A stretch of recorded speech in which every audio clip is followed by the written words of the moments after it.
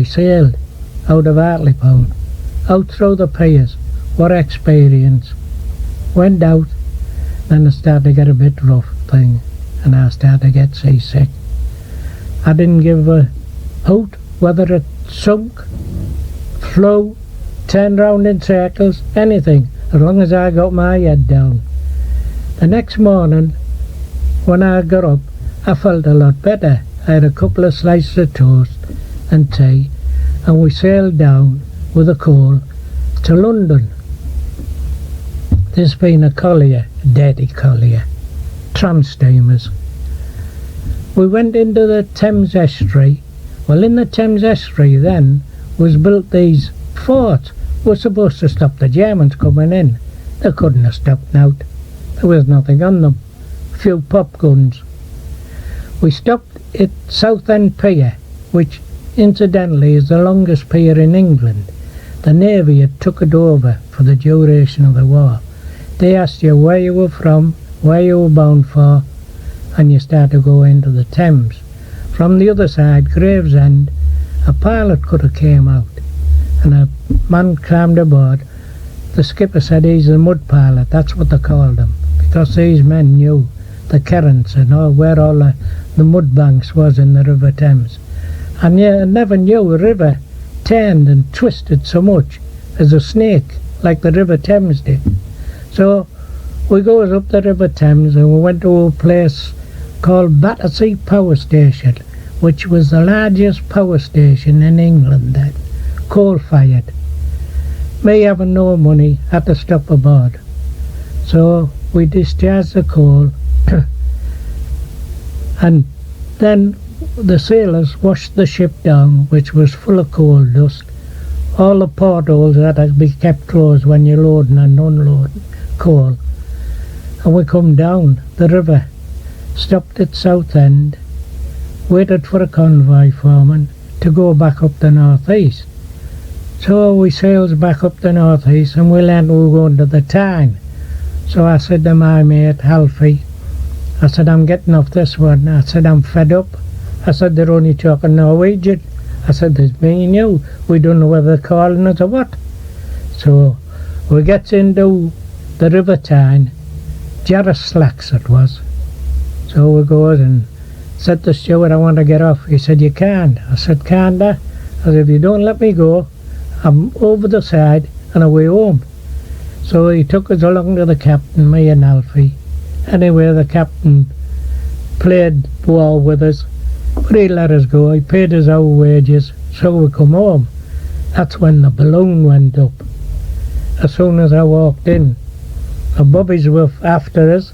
They thought I was drowned. I'd never told anybody. They were dragging the docks for my body, everything, the place, everybody. So I had to go to the labour exchange. I was shown into a room where there was 3 men sat there. I thought judge, jury and hangman. I didn't know whether they were going to hang me, shoot me or what, because at this time the essential works order was on. Nobody could leave a job without the government's permission. This was to stop miners, steel workers and shipyard workers joining the forces without the government's permission. So I told them my story. We had a little confab between the cells, and the man in the middle said, do you like that, son? I said, yes. So he wrote on a piece of paper, put it in an envelope, and he told me, he said, go to the shipping office in Maidstone Terrace and hand this over to them. So I goes to the shipping office, hands me letter over. I was fingerprinted, photographed. I thought, oh, this is it. I am going to jail. Anyway, it was for an identity card. They took me civilian identity card off me and gave me a merchant marine identity card, which consisted of all your particulars, your colour of your hair, distinguishing marks, your eyes, everything. On the right hand side was your right finger prints. In the middle was your photograph and your 2 thumbprints. On the left hand side was more details of you and your left hand fingerprints. Now this folded up. Now this you had to carry at all times, or you weren't allowed on the docks or that.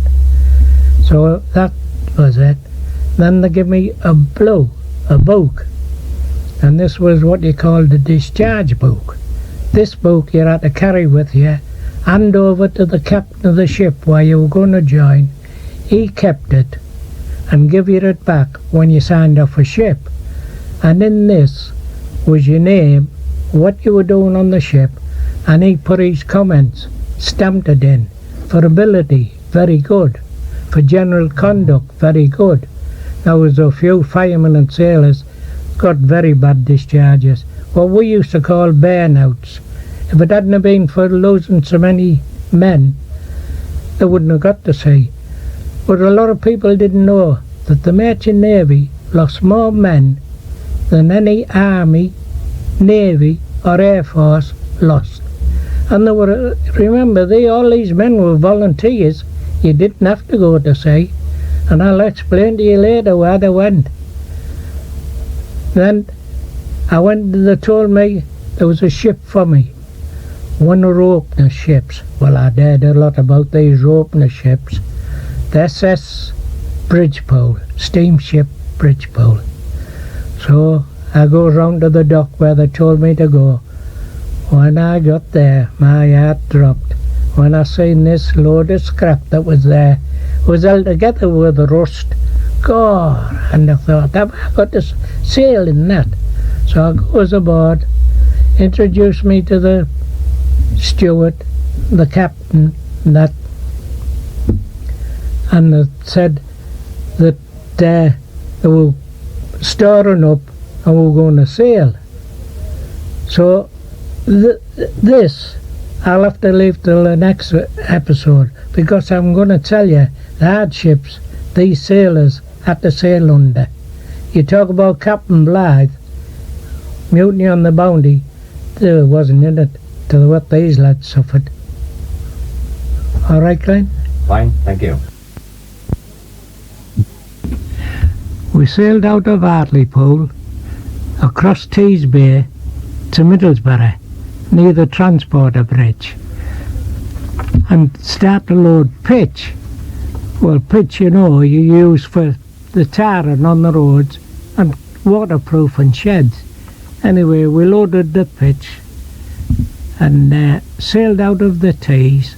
Instead of turning south, we turned north, went right up the coast of Scotland to the Pentland Firth. Now this is the water between the north of Scotland, the end of Scotland, and the Orkneys. Now this water is the entrance from the North Sea to the Atlantic. So we go through there, down the west coast of Scotland, to a place called Loch Ewie, where a lot of ships gather before making up the convoys to cross the Atlantic. So we goes in there, and there was about 10 or 11 ships in there at anchor. This is a big bay. And the skipper went ashore to get his orders. Now, these convoys are formed there, and the captains go to a conference. Now, these convoys come under the command of a retired captain or admiral of the Navy who's too old to be on active service, but he can take charge of these convoys. And he takes his orders from the destroyers. So the captain came back, and we set sail out of there, and there was 4 destroyers, the old American destroyers. We got 50 of them to lend us, because we'd had a lot sunk. And the shepherders, like sheepdogs go do, shepherders all in the line and that, to sail out into the Atlantic. We went down, and then a lot of ships come up the Irish Sea from the Clyde, Liverpool and Belfast, joined us.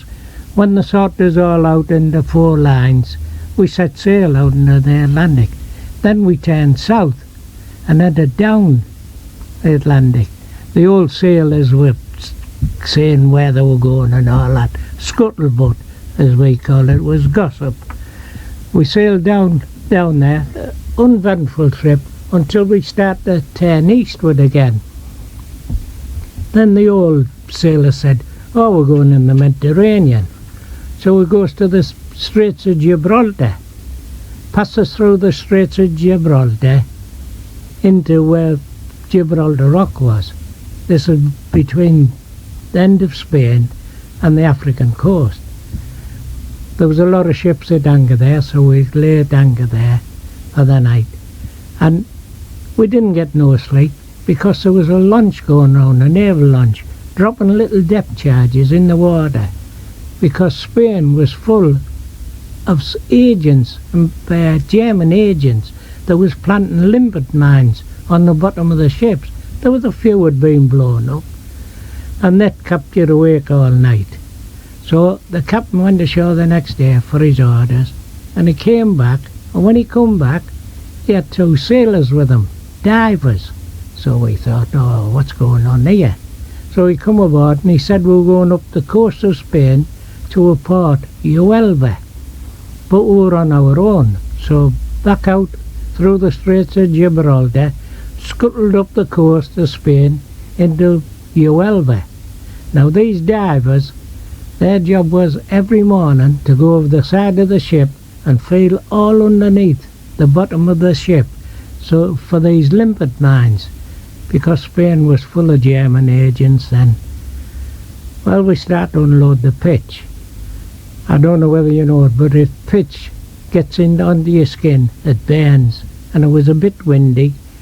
All the crew, including the captain down to the cabin boy, was walking around with chamomile lotion on the exposed skin. We're walking around like a pack of ghosts. Anyway, we unloaded the pitch, and that was a Saturday when we ended, and I went to a bullfight on the Sunday. Now I'm going to tell you, if you ever go to Spain, don't go to a bullfight. It's the cruelest sport you'll ever see. I went. In walks a lot of blokes into the centre of this ring, then 4 horsemen, and behind them 4 blokes all dressed in gaudy costumes and that. They teased the bull, they stuck lances in it, then they killed it. After the first kill, I walked out, thought I might as well walk round the town and see sights as watch this cruel sport. So we unloaded the pitch, we moved along the quay and started to load iron ore for some steelworks in England. We didn't know then. The captain come aboard. In the meantime, we were getting fresh meat and fruit stuff aboard. Now this meat is the toughest I ever had, and I think it was the bull that killed on the Sunday.